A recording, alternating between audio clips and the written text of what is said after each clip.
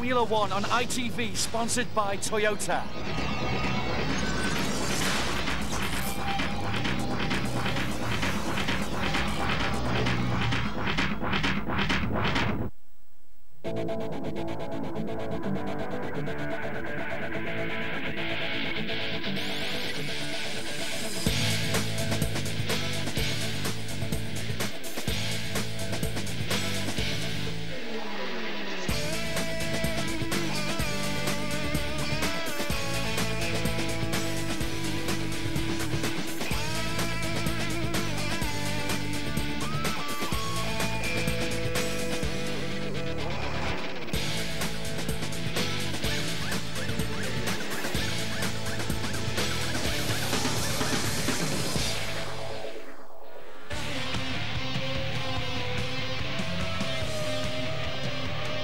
David Coulthard from Tyneham in Scotland wins the Australian Grand Prix. Kimi Raikkonen, 23 years old, wins his first Grand Prix. Here we go, Fisichella takes the lead. What a start to the 2003 Formula One season, fantastic. Giancarlo Fisichella belatedly claims his Brazilian trophy. He's a Grand Prix winner at last. But Kimi Raikkonen leads the Drivers' Championship for the launch of the European season. Hello there, good afternoon from the pit lane at Imola. Many F1 insiders believe the real season starts here with the San Marino Grand Prix. Ferrari certainly are hoping to resume normal service on home ground. So far, it's been McLaren and Jordan who have revelled in the spotlight. Well, first of all, let's just clarify how Fisichella got the Brazilian verdict. Louise Goodman reporting. They say better late than never, and Giancarlo Fisichella would undoubtedly agree after waiting 12 days to get his hands on the winner's trophy. It was a different story back in Brazil. In the confusion after Fernando Alonso's huge accident, the official graphics mistakenly showed that Kimi Raikkonen had been leading the race 2 laps earlier, and the McLaren driver was duly credited with the win.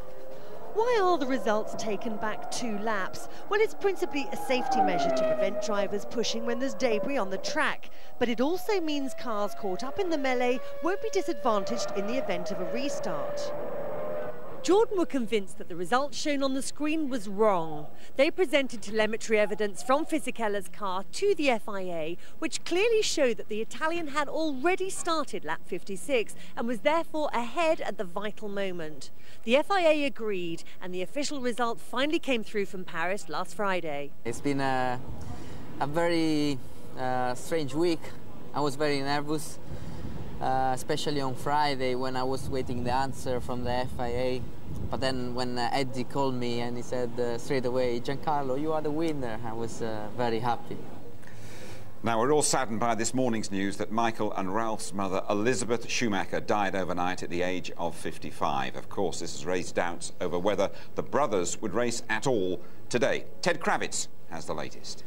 Well, Jim, yes, the brothers will be racing today. Michael is actually behind me in the Ferrari engineer's truck, albeit with a very heavy heart, obviously. The teams could only support them, make their own decision, but they decided to race.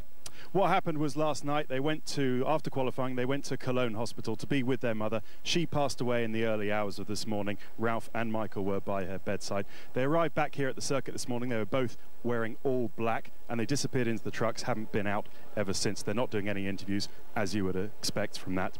The FIA have also allowed them not to go to any of the formalities. They haven't been to any of the drivers' parade, and should they make the top 3 this afternoon after the race, Jim, they don't have to go onto the podium if they don't want to. I think that's the decision they'll make at the time, see how they're feeling, but it is up to them if they make it or not. Ted, thank you very much indeed. Well, Mark Blundell and Tony Jardine are with me in the ITV studio. First of all, Tony, are you surprised by the decision to race here? I am relatively surprised, given that on September the 11th, neither of the Schumacher brothers wanted to race. They're incredibly sensitive, but having to be professional is a very hard decision they have to make.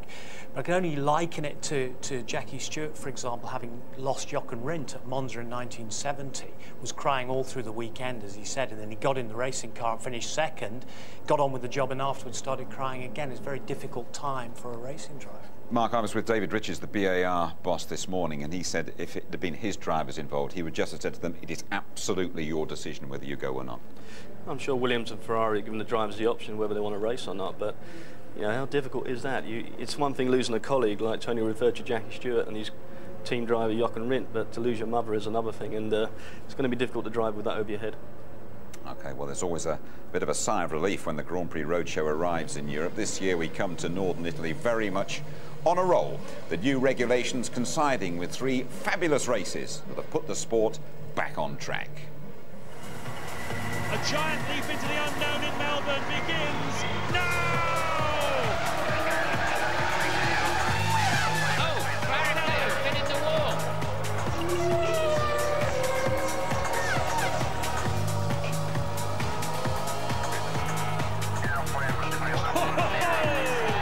Excellent driving from Raikkonen, if a touch rude. Whoa, that's part of the barge corner. Looking like a Meccano set that hasn't been put together properly. Bits falling off in left, right and centre. That Ferrari is beatable. Montoya spun, backs it into the wall. No damage will be done, and he'll get away again. Coulthard leads the Grand Prix.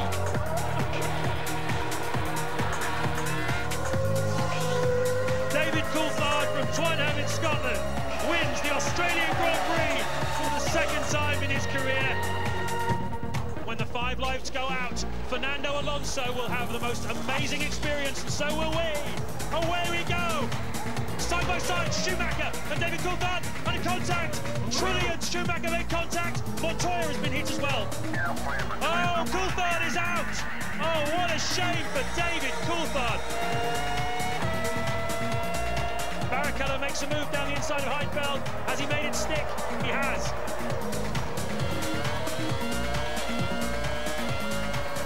What can Michael do? He goes right, 3 abreast into turn 1 alongside Trulli. Michael Schumacher then takes over 6th place.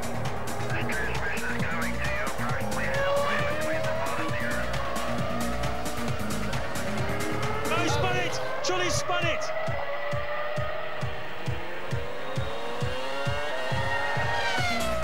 Ron Dennis is crying, it's official. Kimi Raikkonen wins his first Grand Prix for McLaren.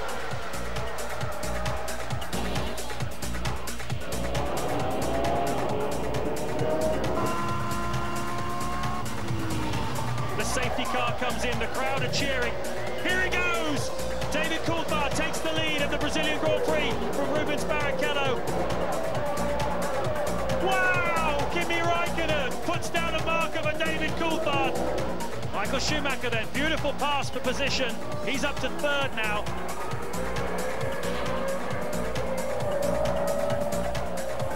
Michael Schumacher's crashed. Michael Schumacher's gone straight on. Kimi tries the outside line. What a move! Barrichello's through into the lead. Listen to the crowd. Well, he's slowing, is he? Yes, he is. He's slowing Rubens Barrichello. I don't believe it. Fisichella takes the lead. What happened to Raikkonen? And that's a big shunt for Mark Webber. Oh, and we've got another car Alonso. off. Red flag, race has stopped. The car's on fire. The race-winning car in Parc Fermé has caught fire. Well, if ever you wanted a bizarre day, this is surely it. Bizarre day 3, red-hot races though. The winner's car in flames. Fisichella still cooking up his 10 points behind Alonso. 3rd again, but the bad boy in Brazil. Coulthard got it wrong in qualifying here. Raikkonen's never finished at Imola. And look at that quartet on 8 points. They're filling the front 2 rows this afternoon, and it's over 20 years since anyone has won around Imola, starting outside the first 4. Wins in Australia and Malaysia. Raikkonen 2nd place in Brazil. That puts McLaren clear of Renault and Ferrari. Michael Schumacher has yet to appear on the podium this season. Williams would just love a big score. Fisichella's triumph takes Jordan above Sauber and BAR. Button and Villeneuve are looking good for points. OK, let's check back on qualifying, Mark. First of all, Ralf Schumacher. Very difficult circumstances for him in the spare car as well, but he's put the Williams on the front row. It's been a difficult season for Ralf Schumacher, full stop at the moment. Montoya's had the upper hand, but this weekend so far has been very, very impressive. We saw a little bit of an issue with him earlier in the weekend, but qualifying was very strong for him. And as I say, in the spare car here after a little shunt in the morning. Yeah, this is in the morning where he just went off the road, went over the chicane down the curve, got airborne, took his hands off the wheel just to make sure he doesn't do a wrist or a finger. But for me, this is the big thing. Taking a car which is the spare, you've not driven it all weekend long, and you have to get in and turn it on in qualifying. You've really got to turn a lap in now. To have that commitment and confidence to jump into a car you don't know takes a lot, and that was very impressive for me. Tony, looking at Rubens Barrichello, who we thought was going to win in Brazil and then didn't, but he has qualified and got the Ferrari right up behind Michael Schumacher up front. He does well here, and when he got his hands on the new car this time last year, he really ran Michael Schumacher ragged. In fact, Michael took the spare car away from him and then used that himself in the race. But he did run off a couple of times yesterday, despite setting fastest time in the second session in the morning. And the track wasn't improving quite as Bridgestone had wanted. There was some graining from those tyres, but he really pushed on and pushed very hard. But after a second off in the Ravazza, he had to go back. They cleaned up the car, but he didn't have time to try the new tyres, and yet he still got third place on the grid. Hasn't scored yet this season, but Mark Webber in the Jaguar, same colour as your shirt, has impressed. Mark Webber has been astounding so far. I mean, he's really getting on top of the Jaguar now. He's taking that team leader role. He was very cute in qualifying because he took a very slow out lap on his Michelin tyres and then really pounded them when it came towards the end of the lap and still had some grip. He alluded to the fact he's not carrying as much fuel as what he had in Brazil, but at the same point, I think he could be someone to watch today. I spoke to somebody from Michelin early in the day. They're really impressed with the guy. I think his tyres are going to last. Yeah, David Coulthard has done very well here in recent years, but he has got it all to do now this afternoon after a very poor qualifying. I mean, he was desperately disappointed, and he said, you can't make mistakes like this and get away with it. He didn't. He locked up, he went over on the curb, he lost nearly 0.8 of a second, which put him back down into 12th position. But this is not good for his World Championship, threat here. He's really got to make a big effort from very far down. I'm surprised. He's never been out of the top 6 here in the previous 5 races. He's won here as well. He knows what to do. He'll be kicking himself for that big error. Yeah, I mean, qualifying, he needs to turn it on that one lap. If you make a small mistake, you pay for it, and you pay for it dearly now on the grid. But watch DC, he's always strong around here. It is farewell to Ferrari's all-conquering 2002 motor, and Michael Schumacher has stuck it on pole. Yeah, I mean, Schumacher was tremendous. He said, look, the first 3 races, forget about it. It was the weather, it was circumstances. We're going to make our big comeback here at Imola. And we wanted to bow out with the old car, so I presume they're going to bring the new car in from Spain.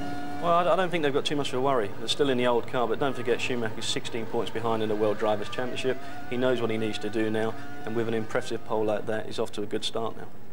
There we are then, Tony. Just talk us through the grid, could you? Well, the 2 Schumacher brothers, although it's a black day, the first time they're together on the grid since Germany last year, just 100th between them.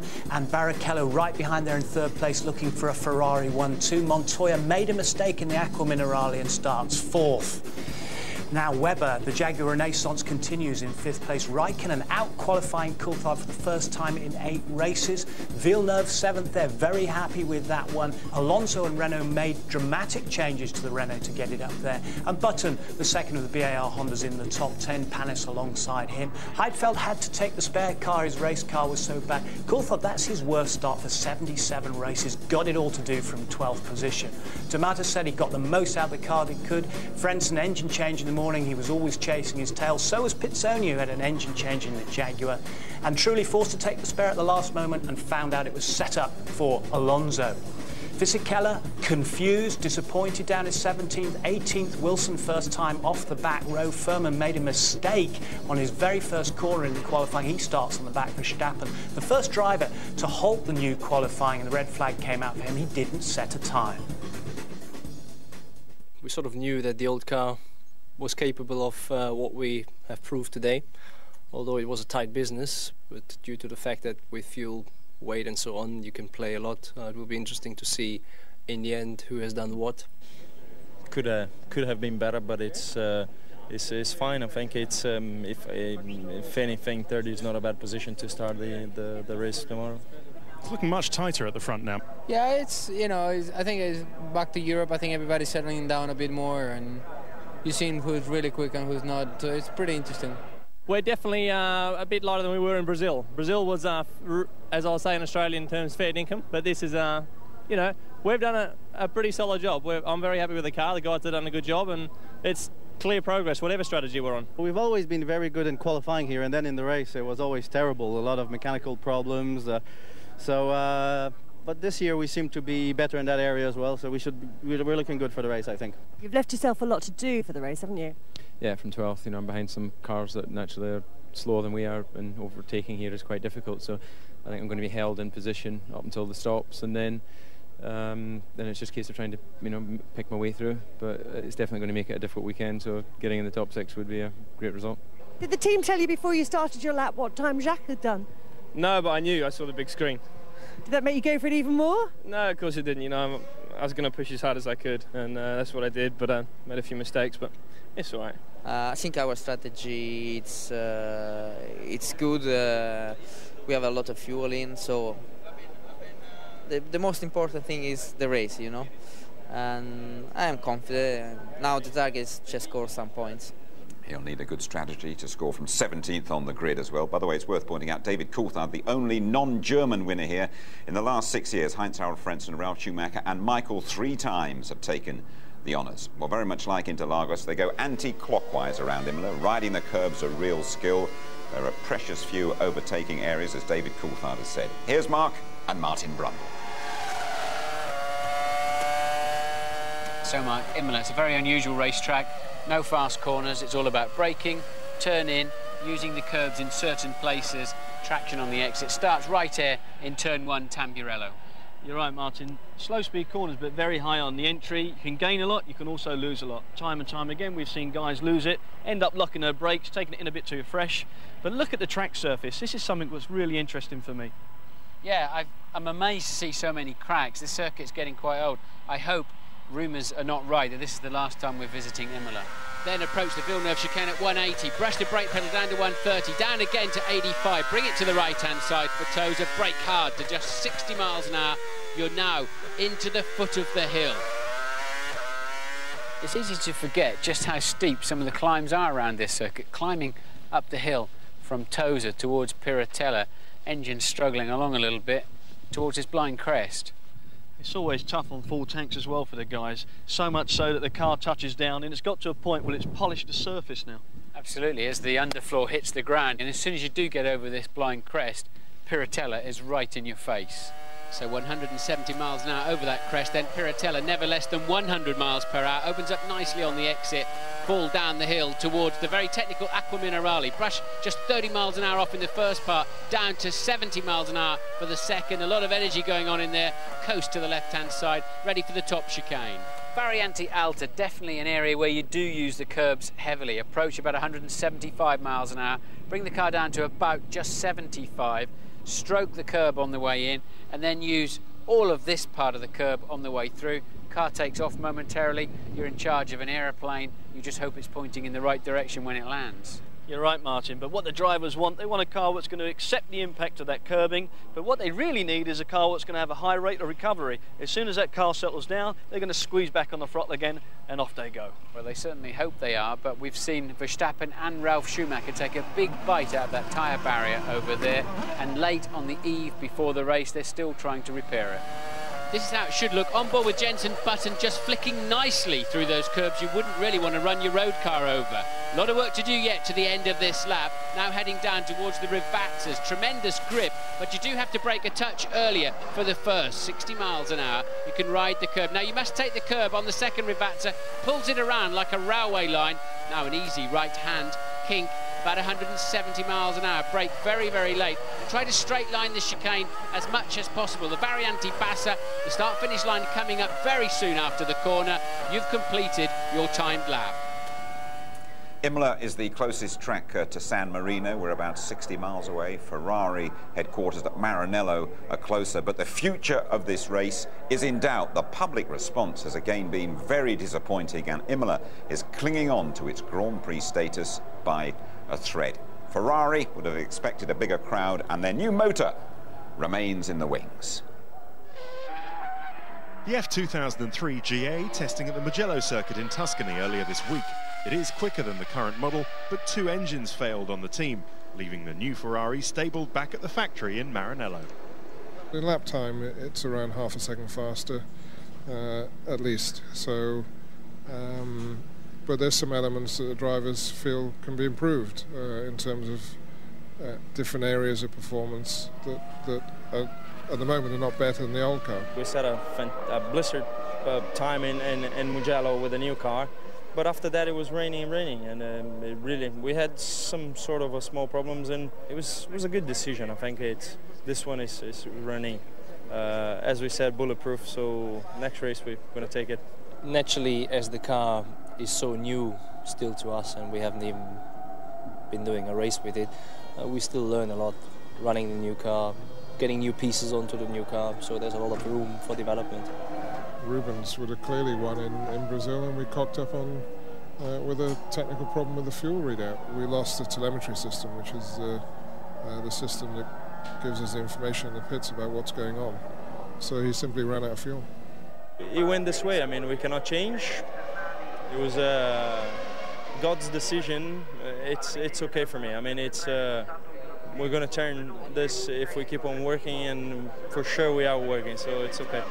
If the turnaround is going to happen anywhere, it'll be here today. Michael's thoughts are clearly elsewhere. Even so, the world champion suggests history is the best form guide.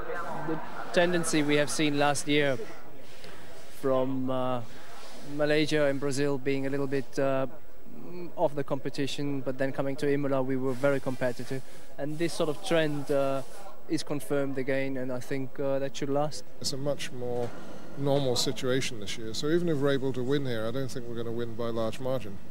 But the car was good in testing here, the Bridgestone tyres appear to be good here, and we really would like to send the car off with a win. Ferrari aren't the only red team in Ross Brawn's world. A lifelong Man United fan, he was born in Manchester. He wants to emulate the Reds' charge for the championship. They are a little bit of a source of inspiration to me, because having seen how much we struggled a bit in the middle of the season, seeing how we've come back against all the doubters, then I only hope we can repeat that experience.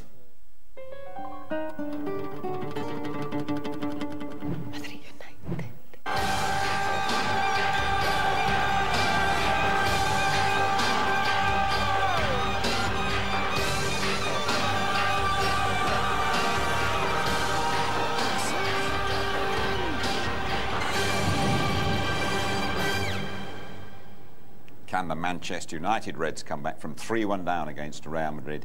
The second leg live, ITV 1, 7:30 on Wednesday night. Don't miss it.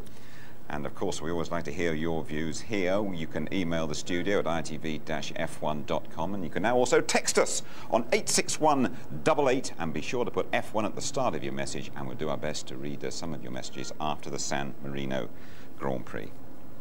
Tony, let's talk about Ferrari. How big a setback is it to them that they haven't got the new car out here on home ground? I think it's a very big setback, but at the same time they're probably also quite pleased that McLaren haven't introduced their new car yet. But they're not going to introduce it. Neither team will introduce the car until it's absolutely ready and reliable.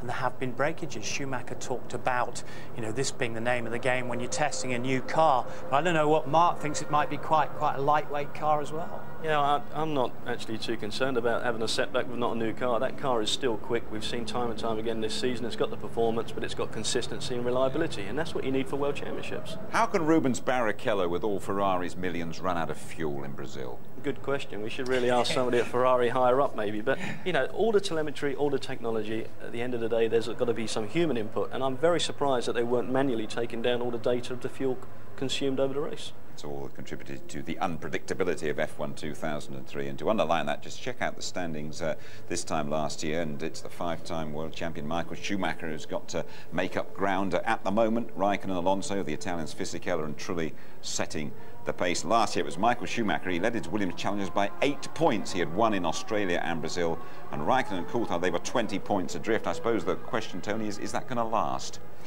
Not necessarily, but as Ross Brawn said there, I think it's going to be much, much closer. They're not going to run away with it, I feel, because the gap has been closed too much, and a mixture of the new regulations, and I think we're in for a very, very exciting season. Well, Renault have been having a bit of trouble so far this weekend, but they've really enjoyed the flyaway races. Alonso and Trulli have finished and scored points at every Grand Prix. No one else can match that. Williams have hinted they could just deliver this afternoon. Let's join Louise down there at the Renault garage with the test driver who's done a fair bit for us this season, Alan McNish. On you go, Lou. Thanks, Jim. The pit lane has just opened. As you can hear, the cars are making their way out onto the track. So, Alan, I just wanted to ask you, what's the procedure right now? The cars, as I say, have just gone out. What's going on in the garage? What are the mechanics doing now? Well, first thing is the car goes out as soon as the pit lane opens, because you want to have the maximum time available in case there is a problem. At that same time, the car's going round, the engineers at the back are checking the data that's coming in to make sure that everything looks okay. Also, the mechanics here are preparing everything for the eventual first pit stop that's coming through. But also, in case there is an accident on the first lap, you have to have your wings prepared in case, for example, you get the nose knocked off and you have to replace it quickly. And it's all just that final preparation that is going on right now, as well as making sure the T-car's ready. What are they checking the fuel rigs and that kind of thing as well, making sure everything's working properly? Yes, they have to make sure that everything is working properly from the front to the back, because there is got to be ready for any eventuality and any possibility. And we're all well drilled and prepared for it, so it's not something that's fresh and new to them. They do this every week. Now, when the drivers are actually going around on their lap, is there any conversation going on between them and the guys out on the pit wall? Well, one of the critical things nowadays is the radio communication to the pits, because that's imperative when you're coming up to your stops, but also if there's a problem. And what we do is a radio check. So each corner will find a radio check, make sure that reception's correct, and also that there's no blank spots in the circuit. Here there are as well, because you go through some undulations and down into dips, and in those dips you don't get the correct radio reception. Thanks, Alan. Thank you. Ralph will drive today with a heavy heart. His best few days on track marred by sad news from home. It's been a particularly difficult early season. A must-do-better call from the Williams management followed after a lacklustre Australian race, while he was plain outraced by Kimi Raikkonen in Brazil. But here in Imola, car and Ralph improvements have put him on the front row of the grid. I knew that our car was fit to the circuit, plus the tyre, engine, so it's a very good package. Stronger than you have been maybe at the previous races? Definitely. We found again quite a bit last test in Ricard, so that I'm very confident for this weekend. He's certainly come a long way since the beginning of the year, when he was a little bit erratic. He was very quick then slow. He hadn't found his feet for some reason, unusual for him. He's an extraordinarily fast driver, and as you saw today, he's capable of quite splendid, remarkable performances. I think he did a really good job. He put a really good lap together. Looking at the data, in the 2 or 3 corners where I had the understeer, he got it. His car was much better than me. As if he hasn't got enough to think about at the moment, Ralph's had to contemplate just how long he's going to stay at Williams. His manager has hinted at a move to Toyota when his contract expires next year. In his place could come Giancarlo Fisichella, ex-Williams world champion Jacques Villeneuve, or even Jaguar's Mark Webber. So what's the view from the boss of the company? It's much too soon to think about. That's only 2 seasons from now that we're talking about. There's been some rubbish in some, not newspapers, but on the internet, but I guess that's people with nothing else to do, and we haven't bothered responding to it. We don't think it's necessary to respond to it. It's just so far out. We are obviously starting to talk now about our future after 2004, talking to our team and to other teams, but nothing what we need to discuss now. What do you deduce from that then, Tony? Ralph's going to be around at Williams this season and next at the very least, by the sound of it. Well, I think, the contract is watertight on that, but I think that signals and messages have been coming out from the Williams management that they're not happy, especially over the close season. He was very critical of the car in testing. He injured his back. Very soon, testing resumed in January and wasn't able to participate. And I think they're saying, OK, you've really got to perform. He's apparently had a letter from Patrick Head as well, so... Mark, I'd like to talk to you about Renault's Fernando Alonso. Many viewers will remember just seeing him getting carried away from the circuit at Interlagos. He's now almost been painted as the bad boy of Brazil after ignoring radio messages and yellow flags. What's your take on Alonso? I don't think it's a bad boy. I think it's just youth and a little bit of inexperience maybe. But saying that, the situation there in Brazil is quite difficult. If you start to analyse it, there's a couple of guys in front of him on the road. They've slowed down. Alonso we're told, had radio communication to slow down. He's seen plenty of yellow flags. And let's not forget the fact that when you're coming up through all the junior formulas, you learn about flags. Blue flag for overtaking, yellow flag slow down, cross yellows waved, be prepared to stop. He tried to make an advantage on a racetrack by the looks of things, and he paid the consequences. And would the other drivers deep down admire that sort of behaviour, or does it frighten even them? No, I don't think there's any admiration for that. I mean, let's take a situation that somebody was in the middle of the circuit, they're still sitting in the monocoque of a car broken, Alonso comes through at full speed and hits him side impact. Big, big problems. Good, Mark. Thank you very much. Let's have a word now with Justin Wilson. He's off the back row of the grid for the first time this season in the Minardi. Home race for them, don't forget, and he's chatting to Ted. Well, Justin, best ever qualifying performance. What can we expect in the race? Well, we'll see what happens. You know, the main thing is getting to the first couple of laps and then take the race as it comes, see what everyone else has done on strategy with the fuel, and just work away at it. It's going to be quite a long, tough race, but my aim, as in the last one, is to get to the finish. You know, it's quite an important thing now, and just see what we can do. I understand that your teammate Jos Verstappen's had to start from the pit lane. Does that hurt the team's strategy? Was he going to help you? No, I think it doesn't really change a great deal. Starting from the last or the pit lane doesn't make a great deal of difference. So the main thing is if you start from the pit lane, you're not in the middle of the first corner, hopefully where there's an incident. You expecting you might be able to make up places if there's an incident in the first corner? We'll see what happens. It'll be quite interesting.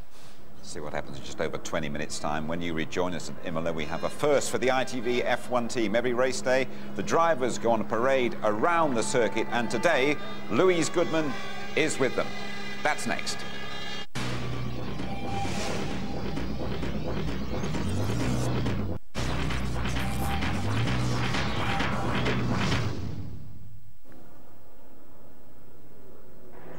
It's the San Marino Grand Prix at Imola. 20 drivers on the grid, the Schumacher brothers missing the parade after the death of their mother Elizabeth overnight. For the first time, though, Louise Goodman is on board.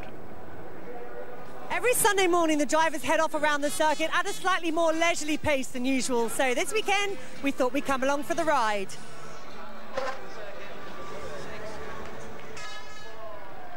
From what I've seen so far, you all tend to sort of stand around chatting to each other. Is that about right? Yeah, this is quite a social time actually. Other than the drivers' briefing, we don't spend a great deal of time with each other, despite being at, you know, every month of the year at the same track. Yeah, it's a time to catch up. It's a time to say, you know, don't do that again, or apologise for something you've done at the previous race. So you do talk tactics when you're on board. I thought maybe you just gossiped, looked at the girls in the crowd. Well, we definitely look at the girls when we come onto the back of the truck, but there's not much to see from here. But no, it is a time to catch up, and I think it's important actually, because before we used to have these parades like this, there was very little interaction between the drivers, but this sort of forces us to be together.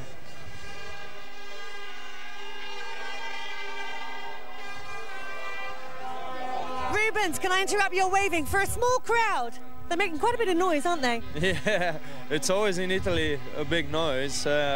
Surprised that it's not a lot of people, but I think it's Eastern, so that's the way we should hope. Loads of Ferrari fans out there, obviously. Yeah, let me introduce my friends here. This is Juan Pablo this from... is Rubens' fan. This is Juan from Chile. Cristiano from Peru, and my jungle friend from Amazon. So how long have you been a Rubens Barrichello fan? Oh, my life. What do you like best about him? Oh, you don't want to know.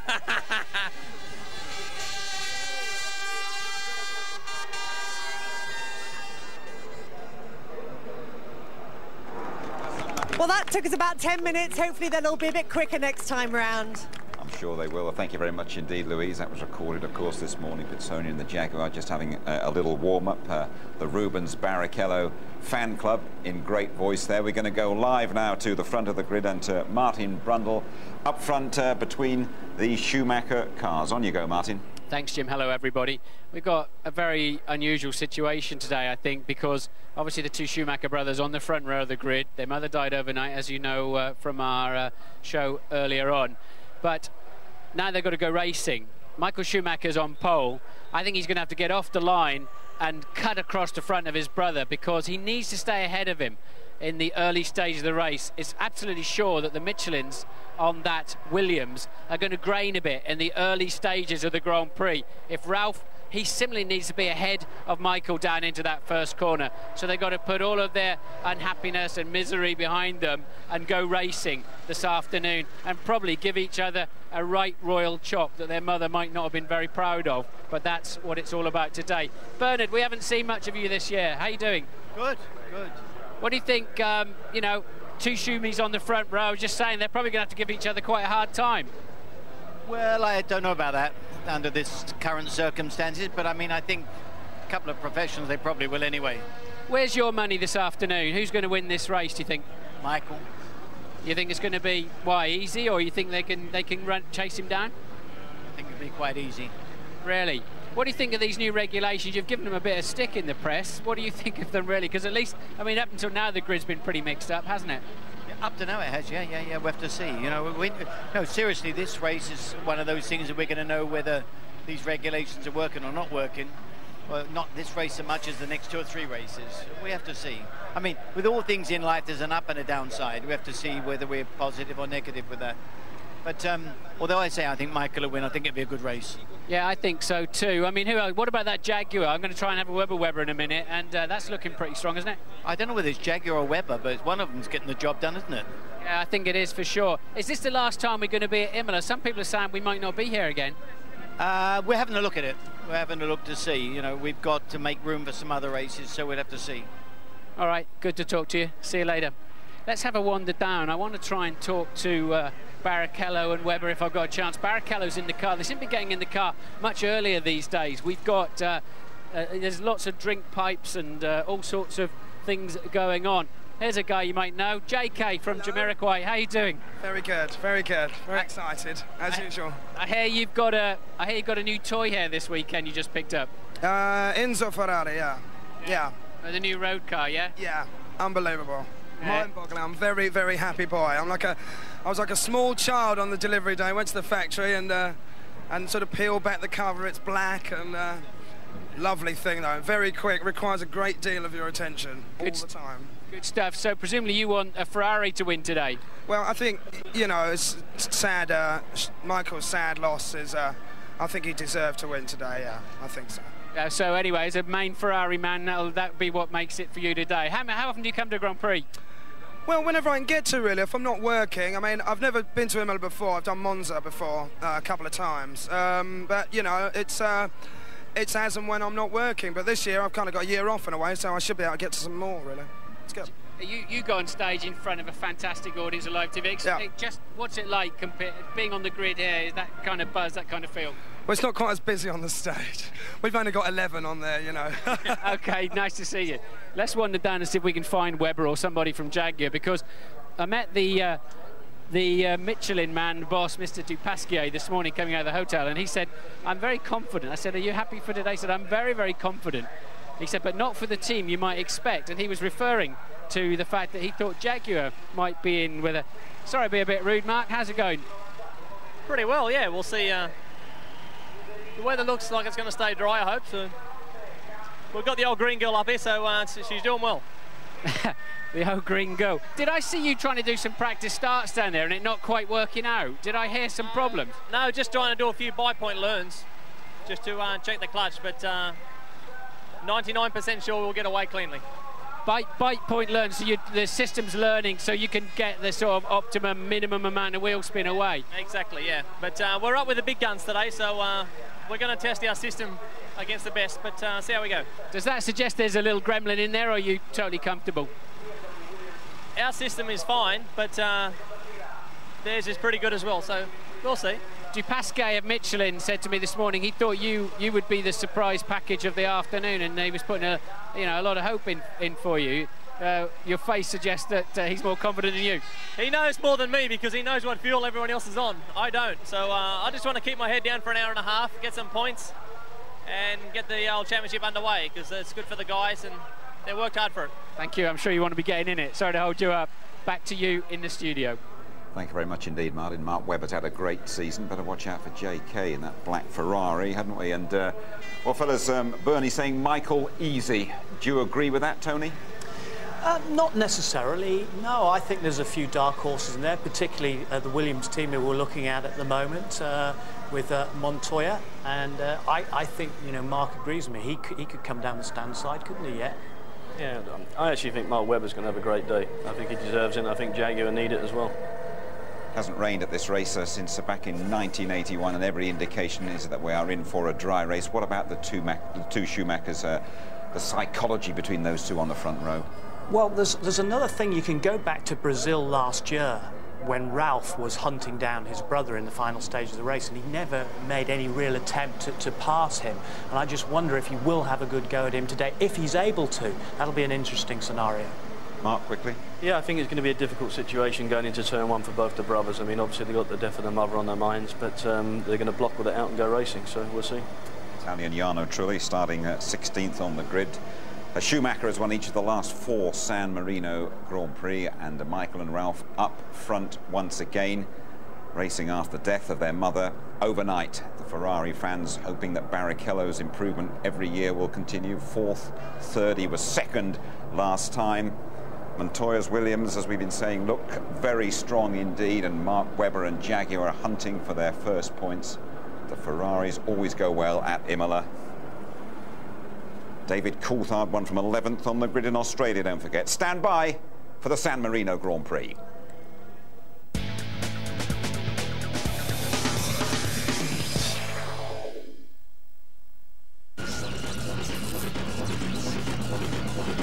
The race on ITV, sponsored by Toyota.